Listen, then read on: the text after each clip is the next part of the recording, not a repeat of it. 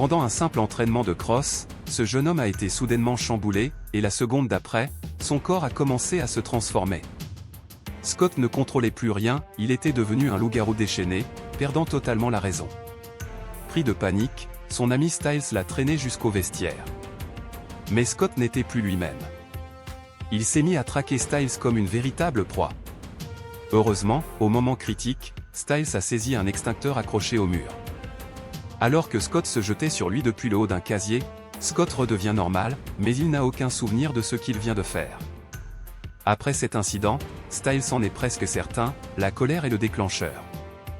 Dès que le rythme cardiaque de Scott s'accélère, il risque de se transformer. Et comme le cross est un sport ultra physique, autant dire que c'est risqué. Styles veut que Scott renonce au match de samedi pour éviter un drame. Mais le soir venu, alors que Scott parle en visio avec Styles, bam! Derek surgit dans son dos.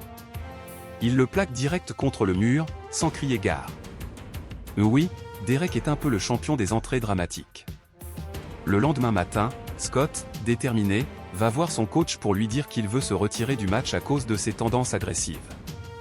Mais mauvaise pioche, pour le coach, l'agressivité, c'est parfait pour le jeu. Avant même que Scott ne puisse finir sa phrase, le coach rejette froidement sa demande. À peine sorti du bureau, Scott reçoit un message de sa mère, elle a prévu de venir le voir jouer samedi soir. Et comme si ce n'était pas suffisant, Allison, la fille qu'il aime bien, lui dit qu'elle sera aussi là et propose même une sortie après le match. Scott est figé. Entre Derek qui le menace et ses proches qui comptent sur lui, il ne sait plus quoi faire. Il enfourche alors son vélo et file seul dans la forêt. Là, devant une vieille maison abandonnée, il retrouve Derek pour lui demander pourquoi il insiste pour qu'il ne joue pas samedi. Derek lui répond clairement.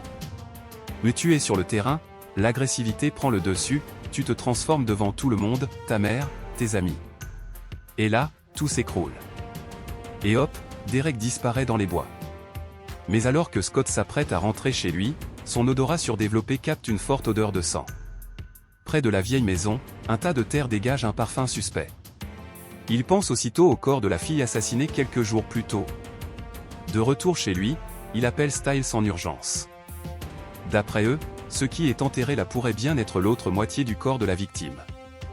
Et si c'est vrai, ils auront assez de preuves pour que le père de Styles qui est shérif puisse enfin arrêter Derek.